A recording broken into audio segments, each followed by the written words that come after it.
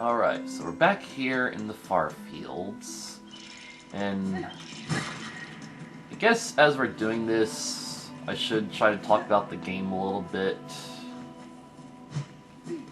Okay, we never even met Chakra in this location, but like she's just so accustomed to Hornet not wanting to buy from her that she didn't even bother to stay here. It's kind of strange. Anyway,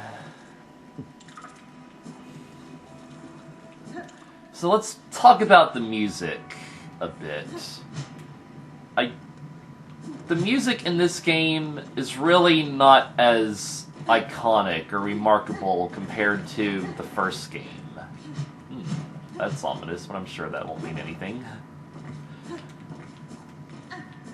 And like, I can't really say what it is about the music in particular.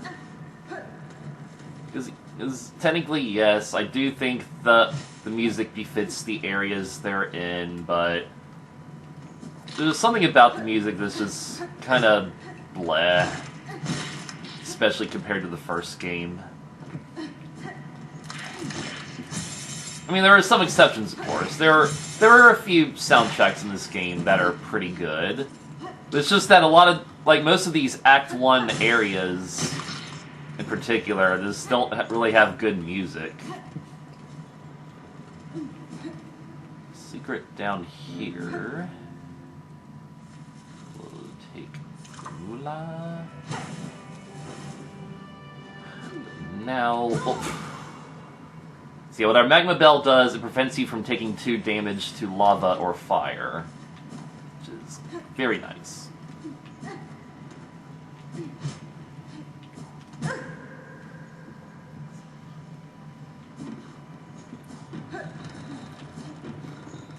So yeah, just the music just really not that remarkable, honestly. Here we have a side quest NPC, but this quest is actually required for the game.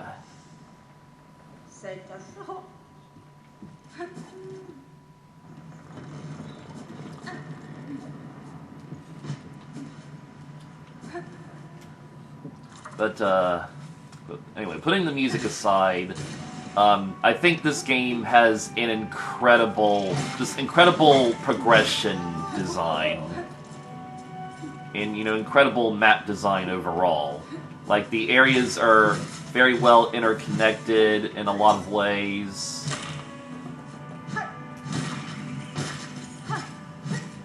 There's a lot of crazy cool routes you can take, like, that I'm trying to take right now.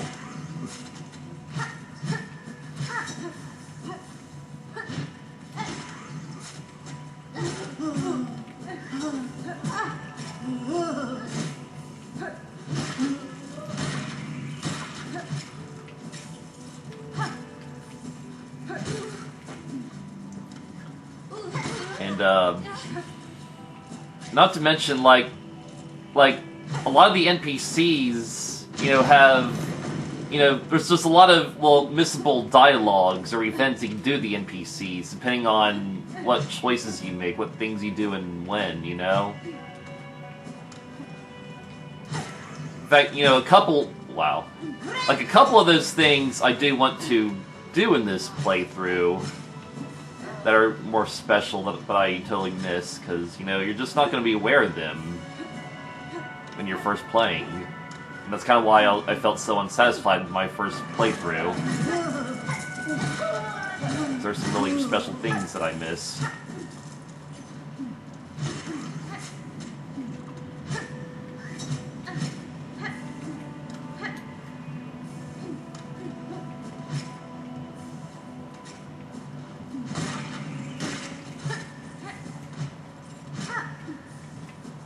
Now talking about the side quests a little bit. I mean, that's the part of the game that kind of drags on. I mean, there are some good quests. Like the quests where you have to find a specific collectible that are just surrounded in hidden areas. Like, those quests are fine. They're just your normal exploring and collectifying. But these quests where you have to, like, farm enemies or something, That just gets a little bit mundane. Like right here. Just kind of breaks the gameplay flow.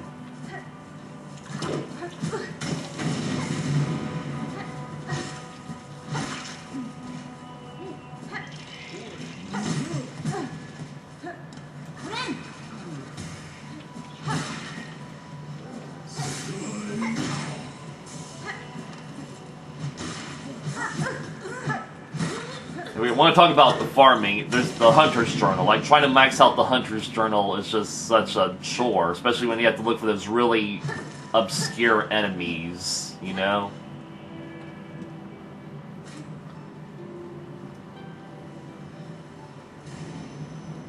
So here we have our second weave nest.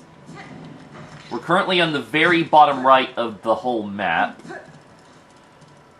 And this bench is here for reasons. We're in the Weave Nest Central.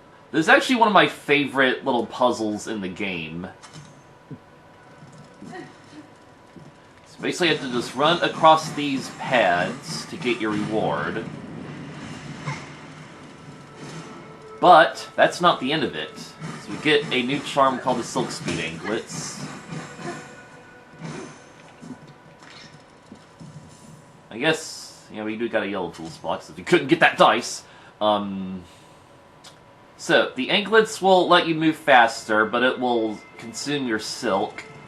But, if you equip that along with the flea brew, you can go super fast and open a secret here.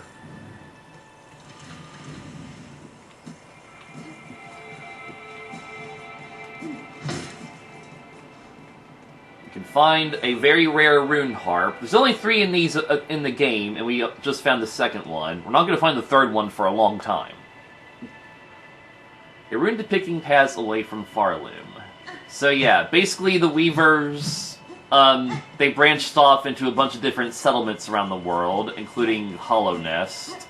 So around the world there are other Weaver settlements. And this is basically like one of the edges of the kingdom, leading out into the endless wastes. And we know there's going to be a DLC called Sea of Sorrow, so maybe that leads to the Sea of Sorrow, who knows. I'll certainly leave the anklets on, because it's going to be convenient for getting back here. I don't really want that one, though.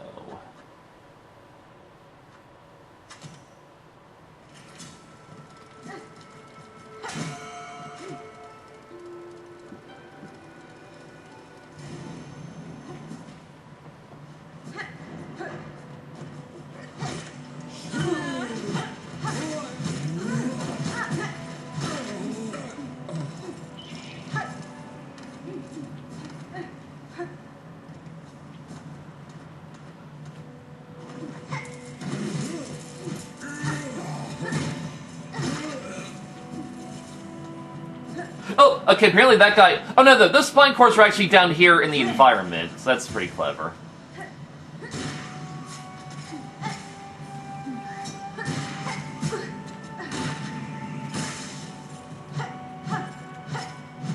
Well, wasted both of those, apparently.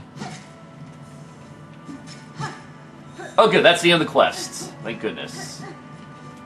I will just kill a few more for the journal, I suppose.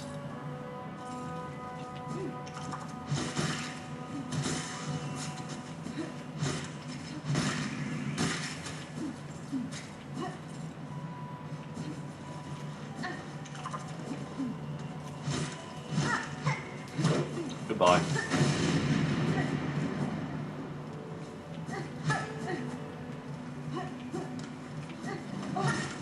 There's this over here again.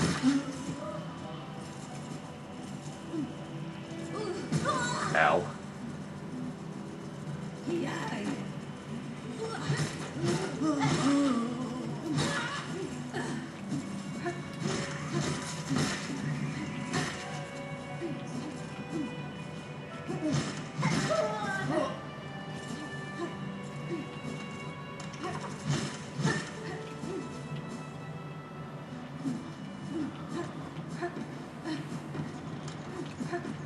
This will get us our Final progression skill for Act 1.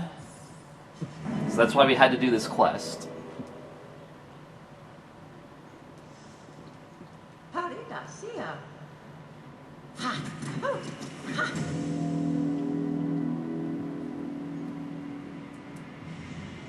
The Drifter's Cloak. We got the Drifter's Cloak.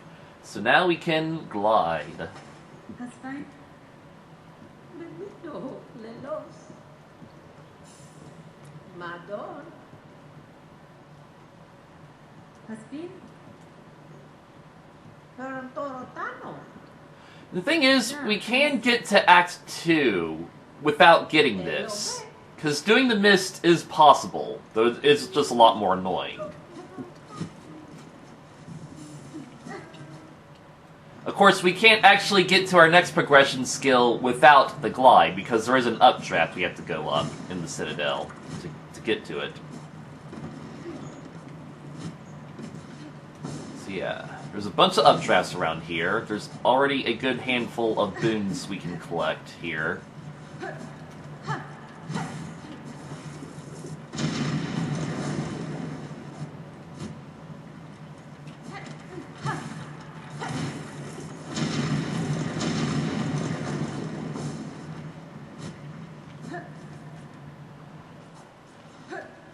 The first and foremost being in this room.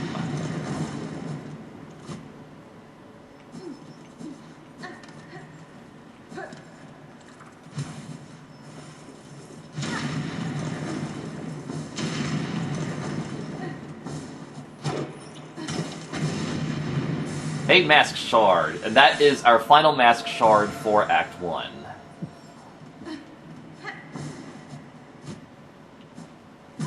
Ow.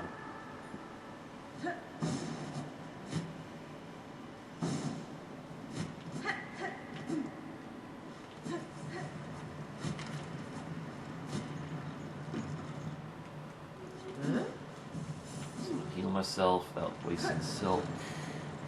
And we'll just peek back over here to see what other boons we can find, because there are some updrafts.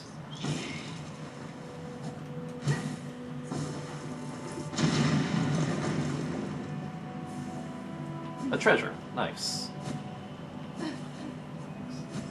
That might be really the only significant thing. Everything else here might be just for convenience, yeah. I do know there's like a Shardalard in this zone. Well, I guess we can just find the Shardalard since it's just a one-time kill.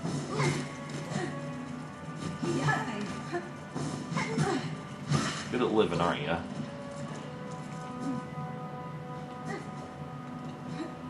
Remember this like spiky path that's over here that we didn't take.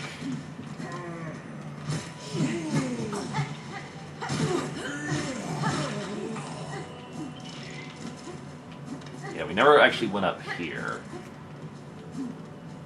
That's just an alternate way to get up here. That wasn't really anything.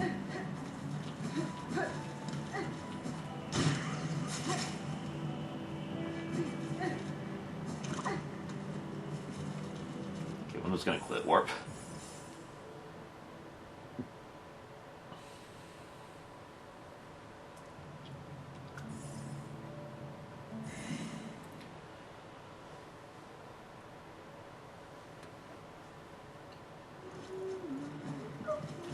So we're pretty much done in this region of Far Fields. And, well, not quite Far Fields in general, but we'll be making some trips back here.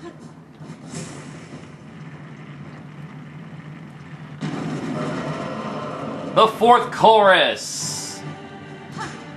So yeah, the game forces you to backtrack this way, so you have to fight this boss.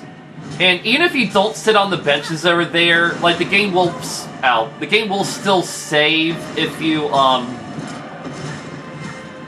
collect the ability just now. So you can't use like a quit warp strat.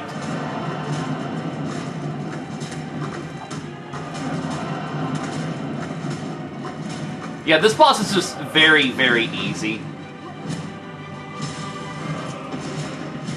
It does make me wish there were more bosses like this that were just huge and cinematic. Otherwise, just about every boss in this game is, you know, like a reasonable size. Same with Hollow Knight 1. Kinda just wish we got more bosses like this, you know?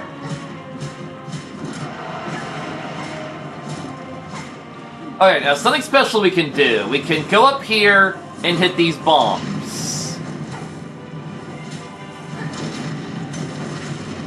And quick kill it.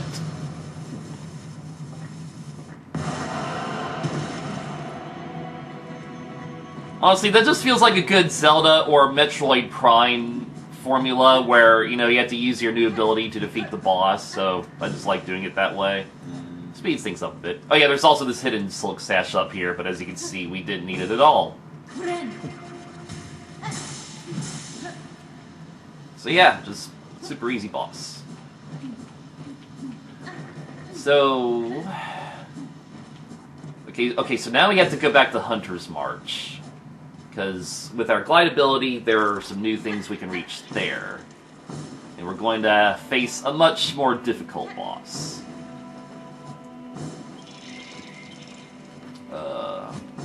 Yeah, I should actually just save here. We could also just go to Greymore, because, I mean, there's actually a couple things we can reach in Greymore now.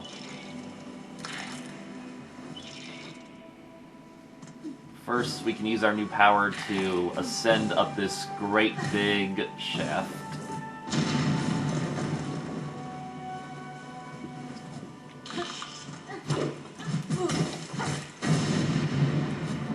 Cool. Okay, don't fall too far, please.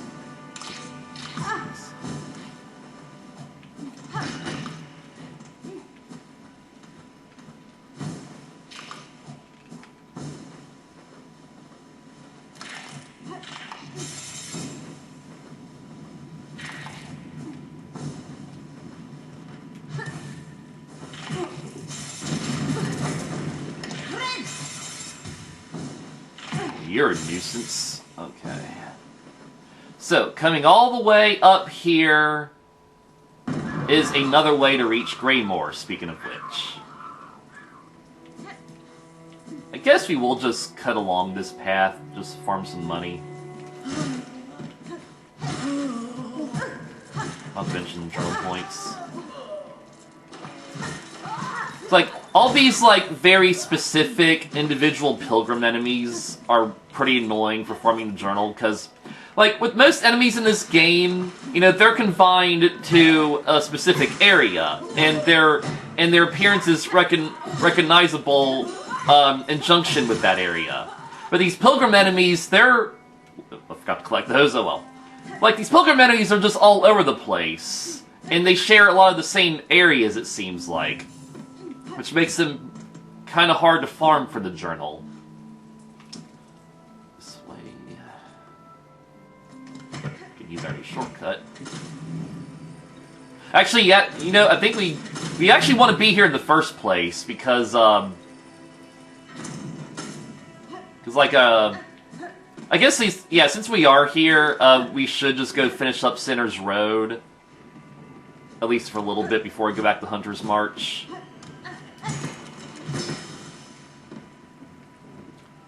Down here's another switch. So yeah, we can ride some updrafts here and collect some money at that.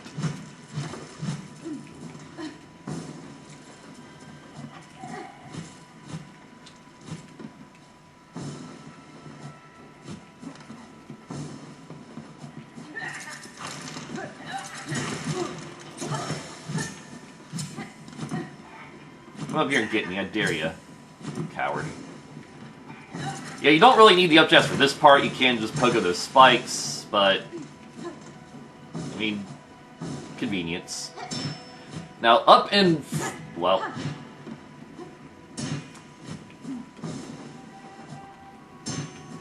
So up in this little room, we can collect our first Silk Eater. Silk Eaters will get your cocoon back. And by extension, your money, if you lose it.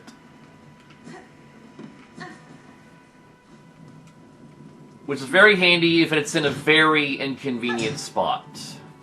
It's a really good improvement over the rancid egg system in the first game because, well, like, for the rancid eggs, he had to go all the way back to Dirtmouth and give it to this NPC.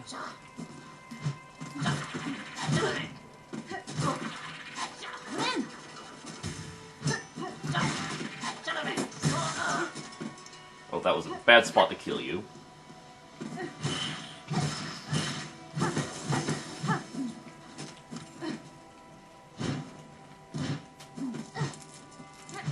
Bad spot to collect these! Oh my god. Like, in the first game, Geo wouldn't get destroyed by spikes, so that's why your Swarm Badge could still collect it. So I really don't like how they did this little system. Especially, it's even worse with, like, the shards.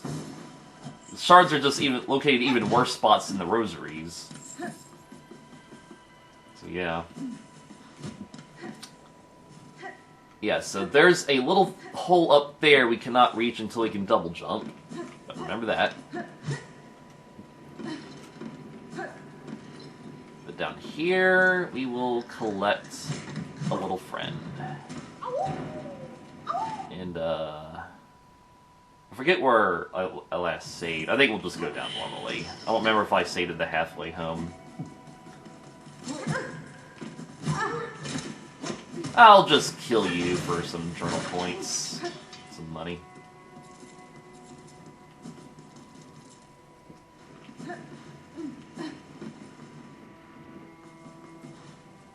But now I am going to save the halfway home because this road is tricky.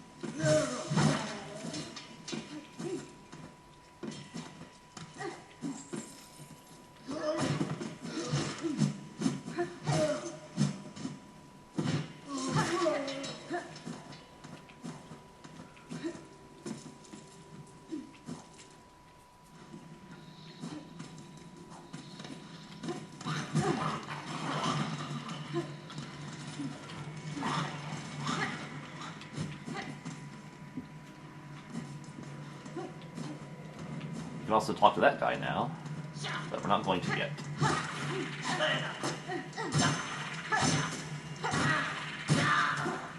All falls down into the spikes, because I just don't choose my battles well.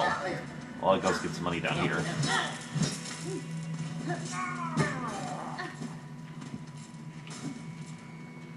And we can also collect this money up here, I believe.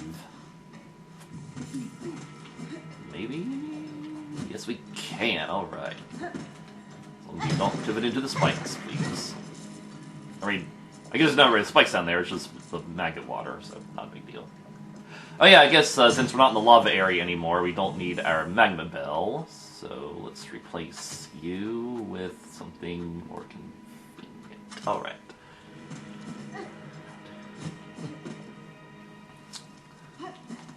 Alright, so now that we got our glide, the world is open to us as far as Sinner's Road goes. We can go up here and finally unlock this side quest.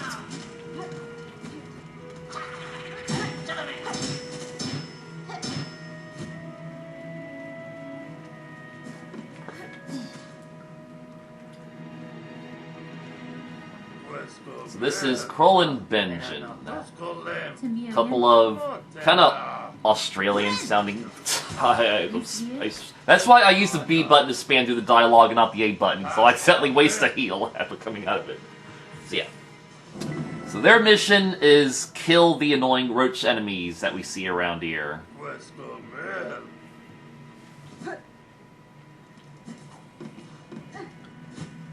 Which we definitely got to utilize our tools well.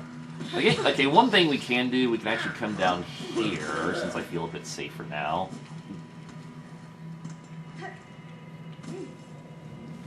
You can kill some roach guys down here. Wipe out the annoying extras as well.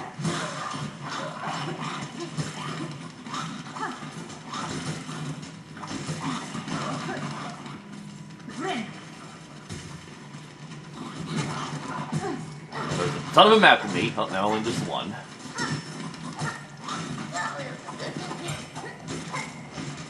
Where'd he go? Oh wow, he's actually being evasive. He's strategizing. Just like me.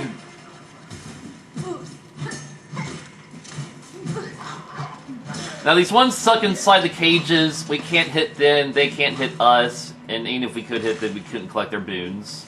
We're stuck in there.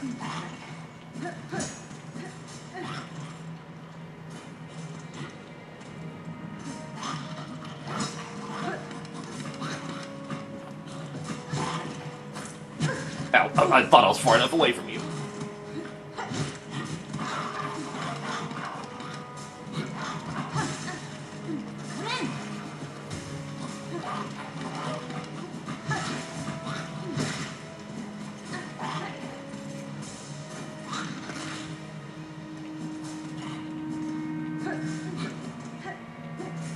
That said, I should have actually left one alive because we need one to get up there. Or at least that flying dude. Well, anyway.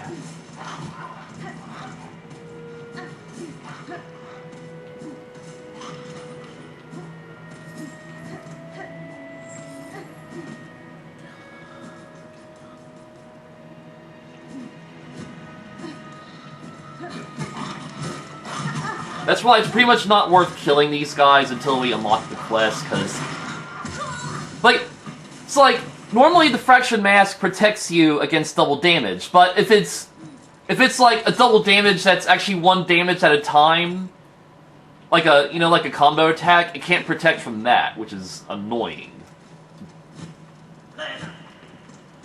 So, let's just come down here and talk to this good fellow.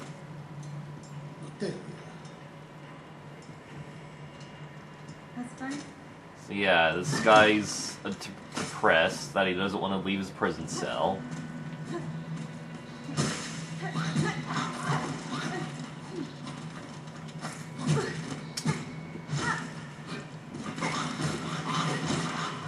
Alright, got some roasted roach guts there.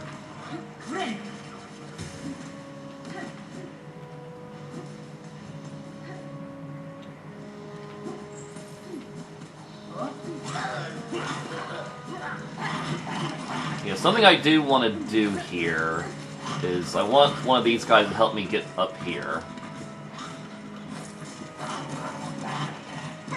Thankfully, they are generous enough to follow me.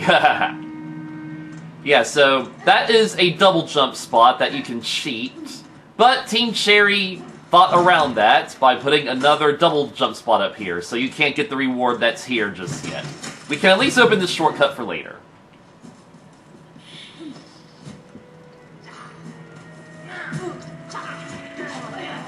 It's like, they're aware of the pogo strats people can do, but they still don't want you doing things too early. It's jerks.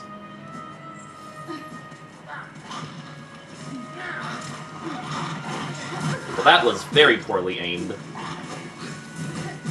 Hey, I'm just doing a lot of bad things here.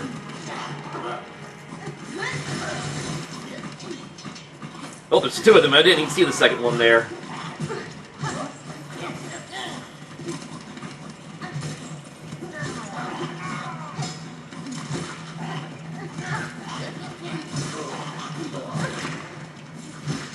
Alrighty then.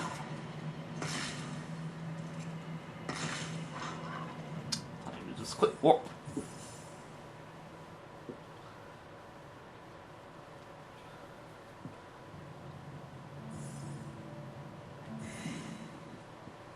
Yeah, we're 7 minutes away from failing the speedrun achievement. Honestly, that's just insane, though. Like, I kind of thought we would be at the Citadel a bit faster than 5 hours, but clearly not. It's actually harder than it seems.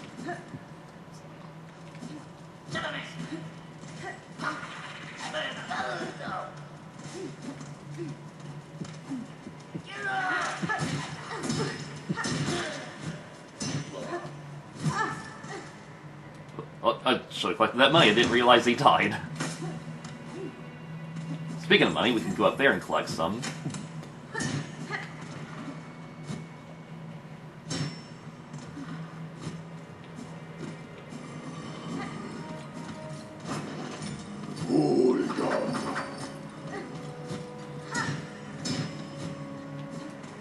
Yeah, the cloak makes it really good for pogoing.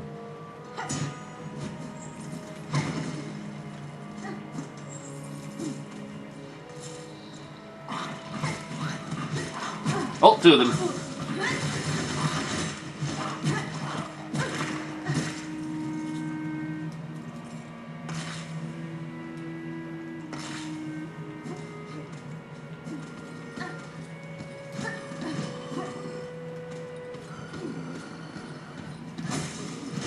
Haha, I'm a cheater. I'm a cheater, alligator.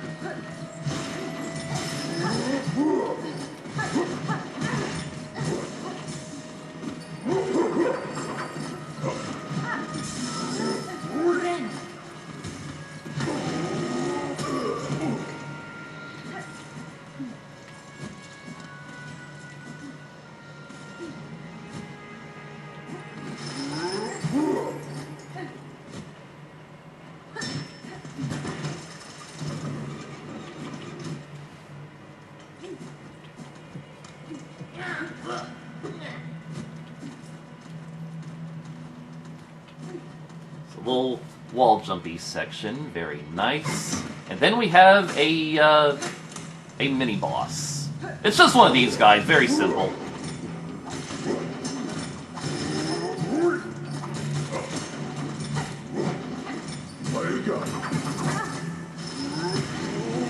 Very simple, and you get a simple key. Haha.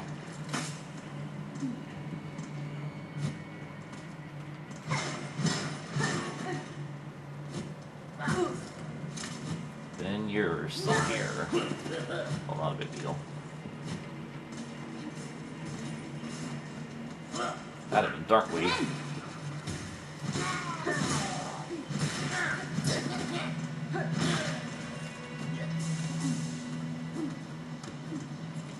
We are just gonna come down here real fast, collect some things like this money. Oh, no, okay.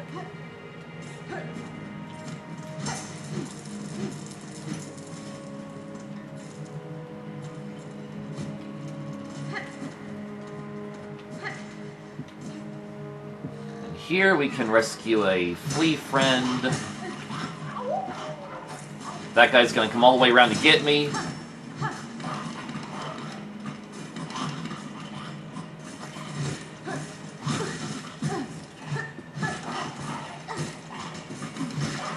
Easy.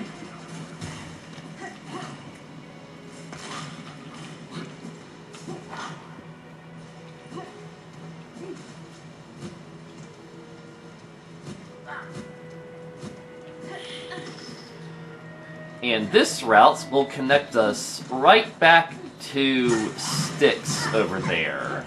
Maybe we'll see what Styx does.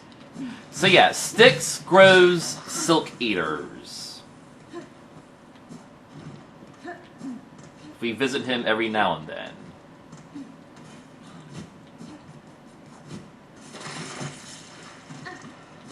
Oh well.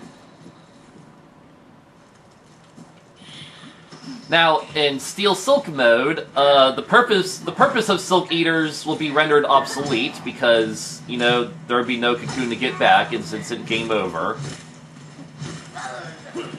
So, but instead, you can... There's a new NPC where Styx is. And he will trade you rosaries for the Silk Eaters you find. Similar to the rancid eggs in Steel Soul for Hollow Knight. You can trade them for rosaries. Because, you know, you can't get your shade back and stuff.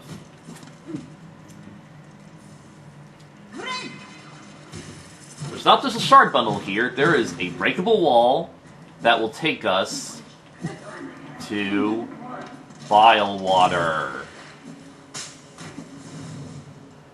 The most beautiful, beautiful place in the kingdom. This is our final new area for Act 1. We have yet to really explore the mist.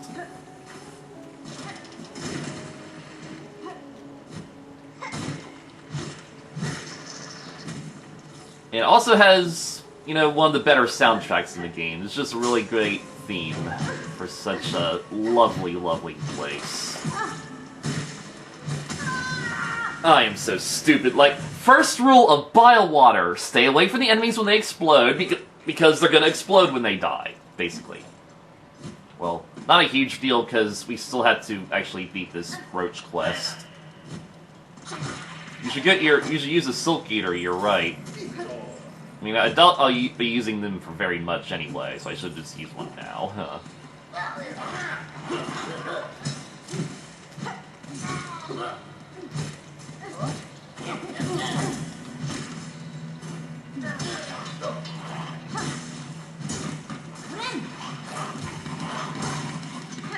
Wow, this guy's kind of stupid. He doesn't know how to get out of his cage. That worked out. That was the last one, thank goodness. We can get out of here.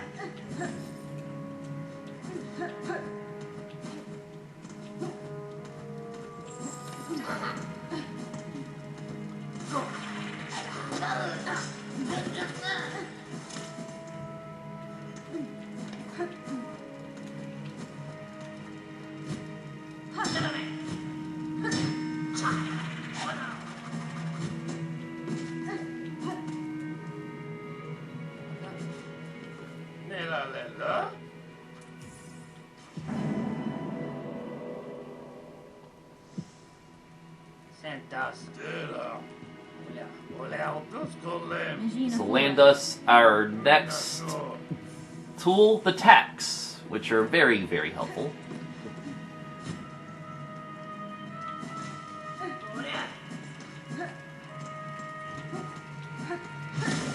Some soup for the road. Goodbye. Now we're gonna go back to Bile Water. So that's gonna be our next area we explore. Also, I forgot there is actually another thing to do in Far Fields, but we can do that pretty soon. There will be a way back. Oh, wow.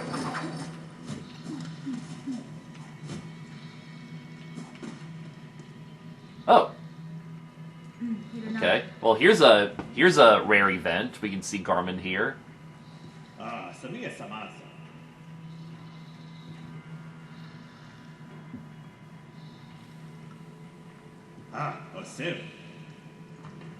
So yeah, Garmin's village was destroyed by the Citadel, taken over by the evil Thread. The Thread, haha. And that's their motivation. Pretty cool. I am so stupid.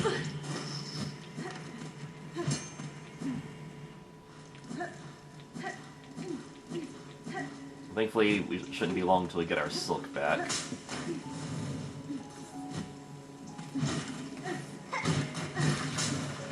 Well, that was close.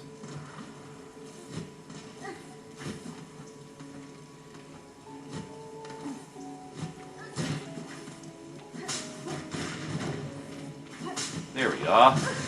Like.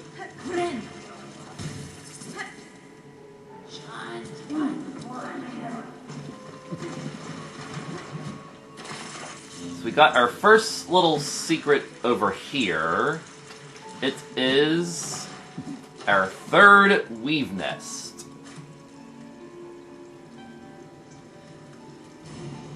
And it is also the last weave nest we can find in Act 1. Weave nest Merglin.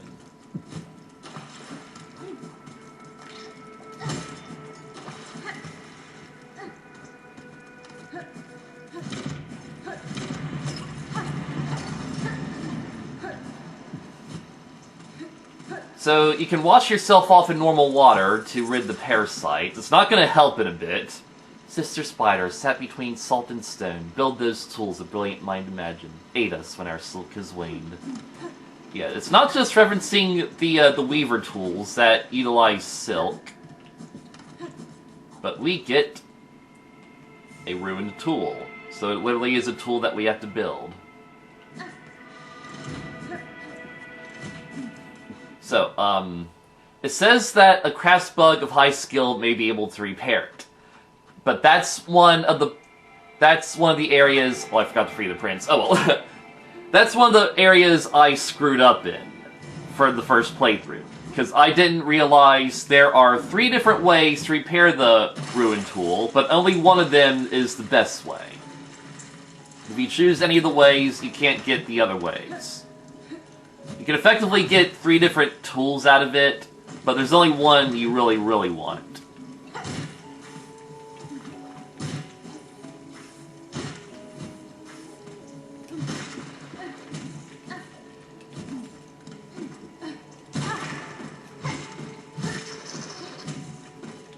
And the thing is, it's really not imperative that we free the Green Prince right now.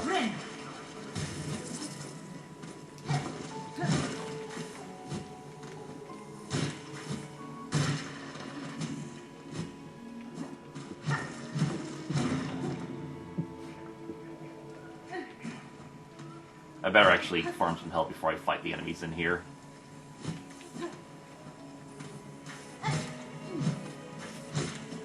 Yeah.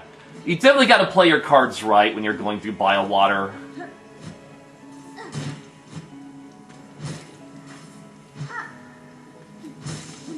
Now I will heal myself, eh? It's a flea friend in here, but there's also enemies!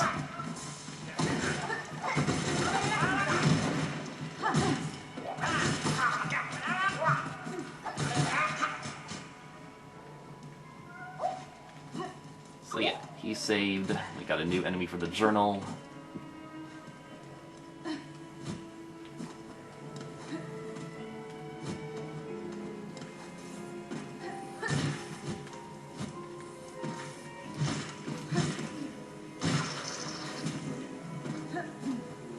Don't worry, plenty more time to kill these guys later. So now we have a very annoying enemy, the Stilkin, the people of Biowater.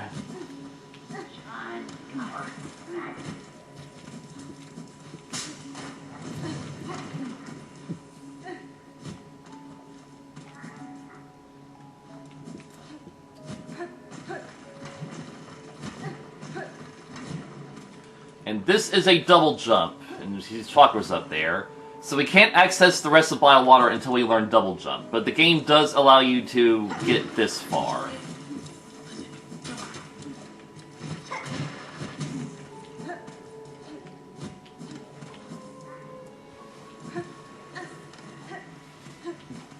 You can even come up here for some rosaries.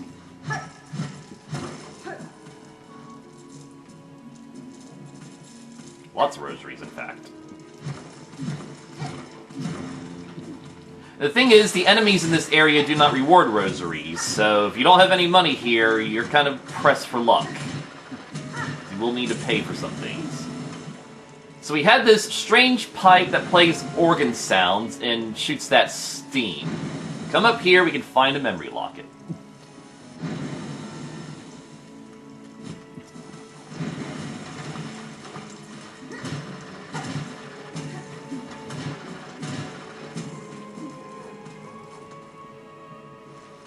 Now we're just gonna drop on down here. This wall will take us back to the mist. So now we have an easier run back to the mist when we're ready to attempt it. On top of that, a train station.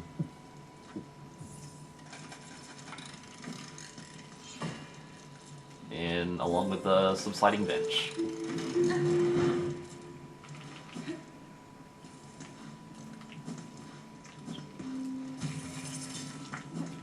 Alright, so now we want to go back to Far Fields because we forgot something. But yeah, we can easily come back here now and do the mist when we're ready.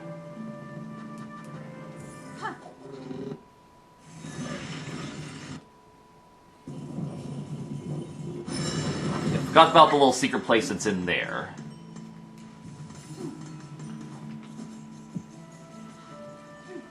I Actually, I do want to put our attacks on for a certain purpose.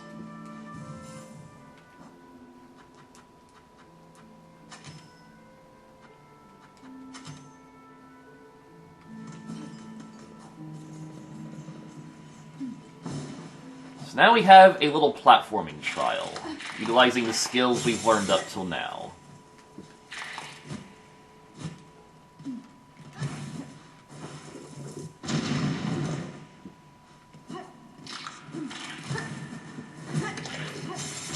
That's a little shortcut that leads back to the seamstress's house. So we could use her bench, but it's really not that big a deal, I think. Well, that was stupid.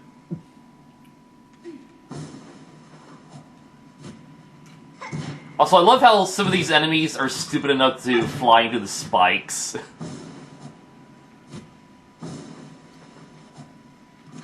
Little ant friend. Ha ha ha!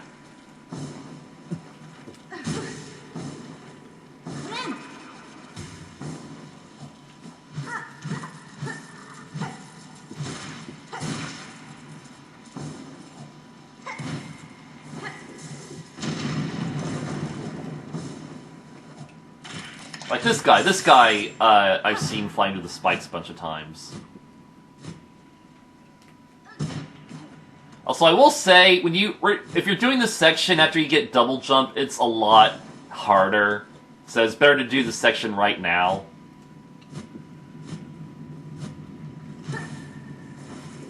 That said, it's just very easy.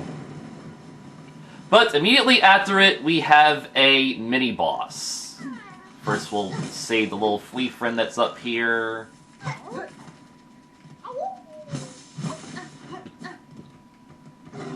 And we're gonna put some attacks down. And we're just gonna leave you alone just to re-trigger the fight. But then we're gonna lay some attack traps. You can only lay down 4 sets of attacks before they start to despawn, so remember that.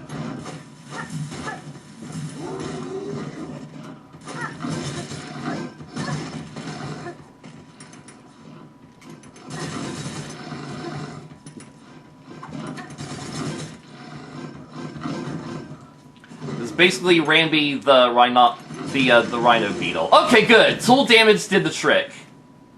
Yeah, it's really hard to kill this guy without letting him out, because as soon as you open this, he'll run out of here. But I did it. Yay. That's how you utilize your tools. So, if we let him out of here, and this shop is open, he would attack the shop. And then we get some dialogue where this guy isn't confident that he can survive out there, but Hornet, encourages him. But we won't get to see that now, because now his shop won't get attacked. Yay. So, made the world a little bit safer. We got a beach shard out of it.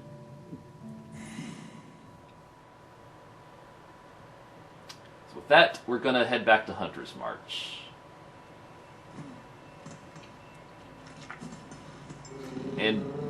And here we learn that Hunter's March is...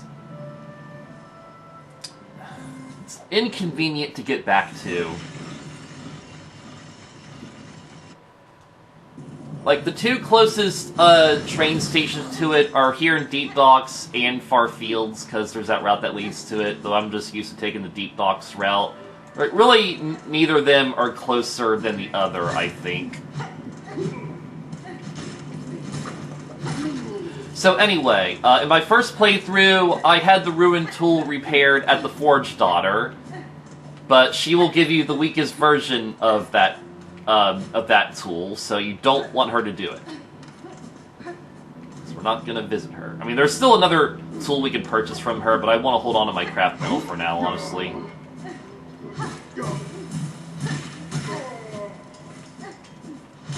Oh, you actually have a new enemy here. I never saw this one.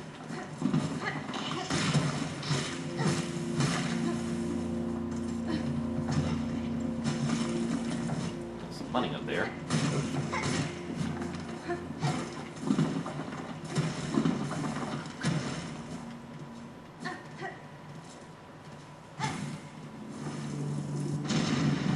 Apparently never broke that either.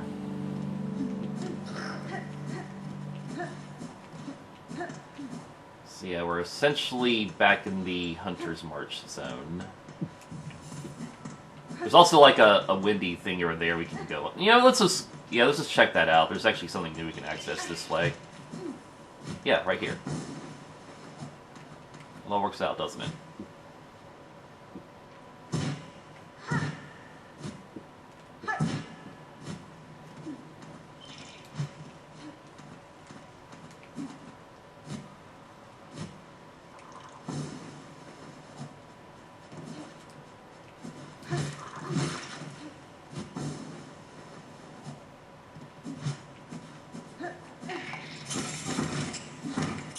Those guys will just bust their cells out.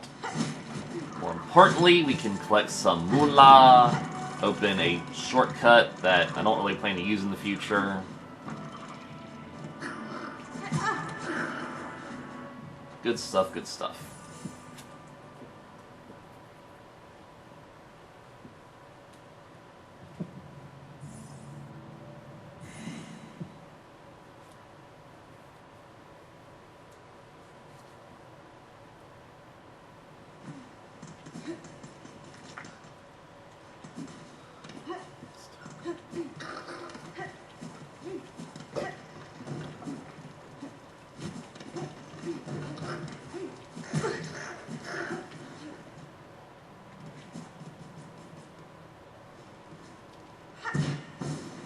Yeah, it's much easier to ascend this place now that we can glide. We'll use this checkpoint, because this will be our boss run-back point.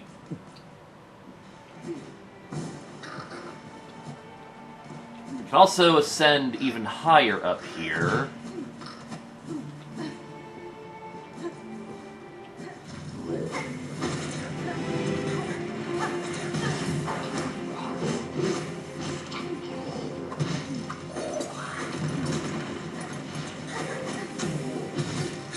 I don't think that bomb reached him.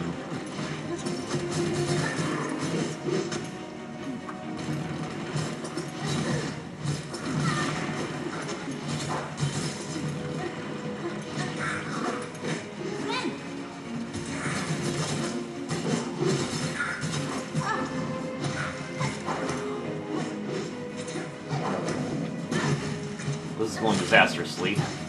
I am surprised it didn't take damage there.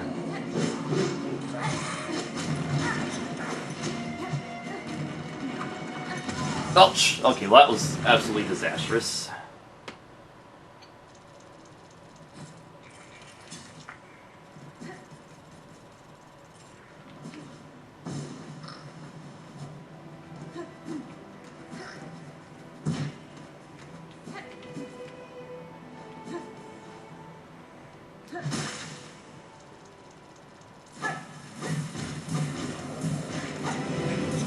Oh, dodge that one.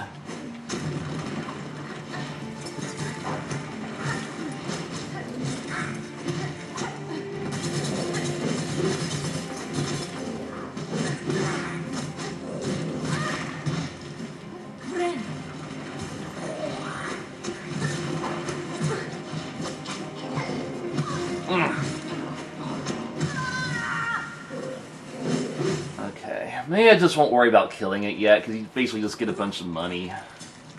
It's going to get my money back, we're going to do the other thing that's here. And we'll be back to Hunter's March later, trust me.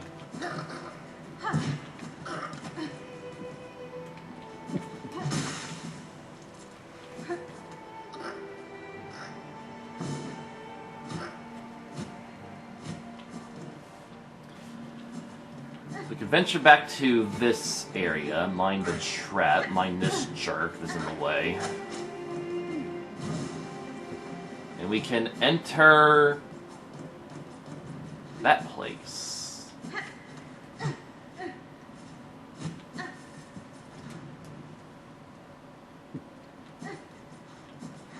The Chapel of the Beast. And this is the most involved chapel of the game.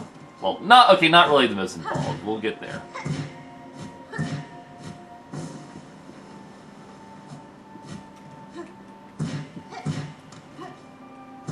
As lot of platforming for one thing.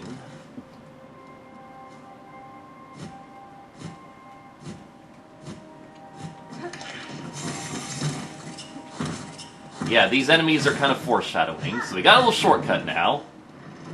But then we have one of the hardest Act 1 bosses. The Beast Fly.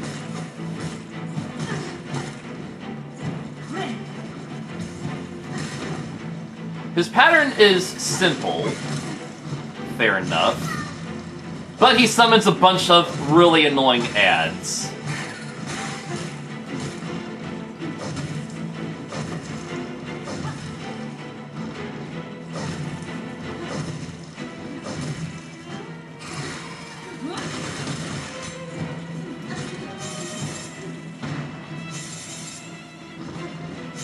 If you can time it right, you can get him to kill his own minions. But definitely prevent him from summoning freaking more of them.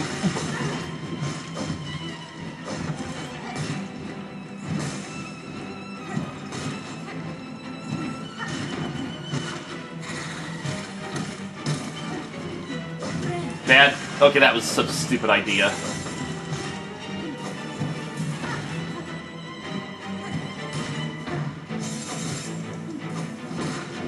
Lucky.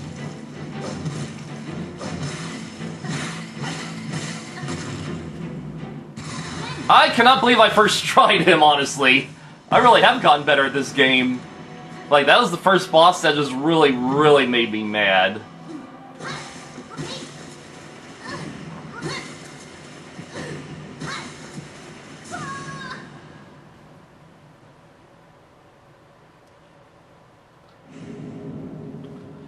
Now we got the Crest of Beast, which many consider to be the worst crest in the game, and I agree. We're gonna learn what it does, though.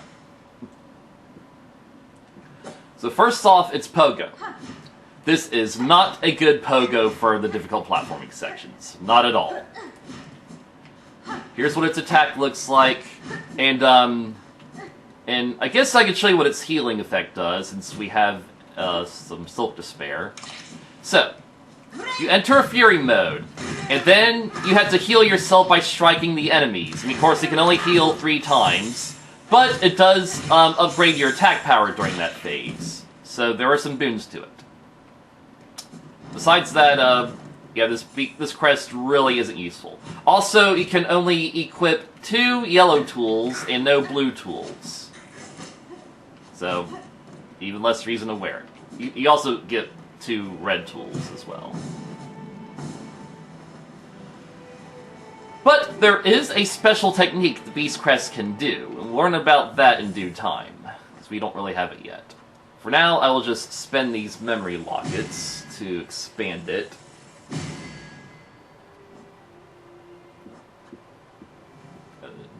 Alright. It will completely max out the Wanderer as well. Before going back to regular Crest. Fortunately, now we gotta make a long journey back. Yeah,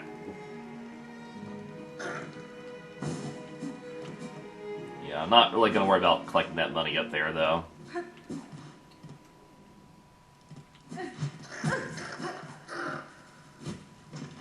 We'll find plenty of it for the things we need.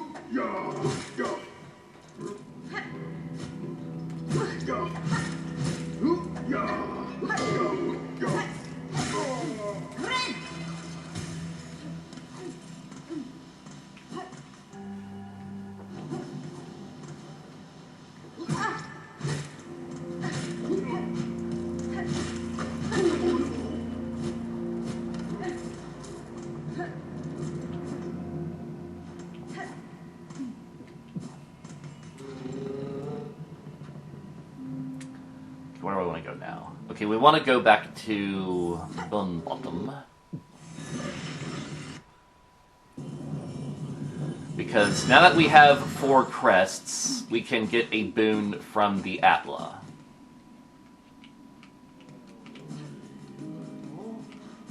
Fuck to you too.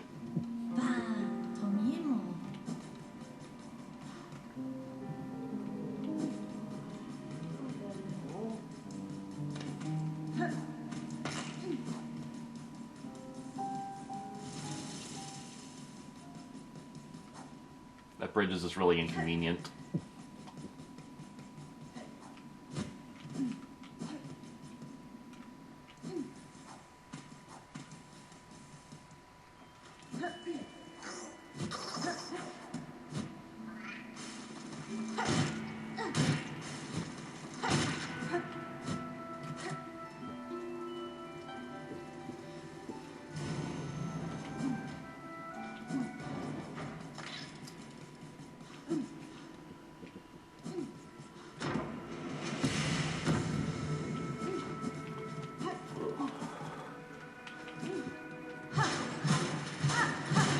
We're going to meet our next new friend, Ava.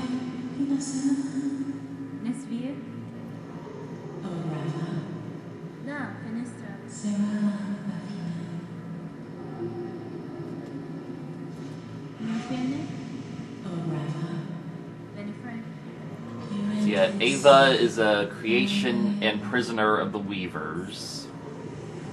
But she will awaken some of our powers, by which I mean skill slots. So first, we can get an upgrade for the Hunter's Crest, which will allow it to do more damage as long as you avoid taking hits. Which is cool, I'm not going to use it, because I'm not really that good. Actually, maybe I should use it, because I am a bit better now. Probably because I don't have the memory lockets for it.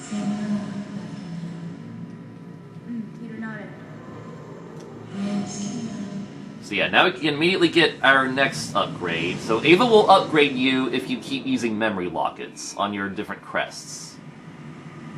The first upgrade is that we can equip another yellow tool, which would be great if we could get the dice, but that's not going to be until Act 2 with how bad my gambling is. So I'll off-screen the journey back.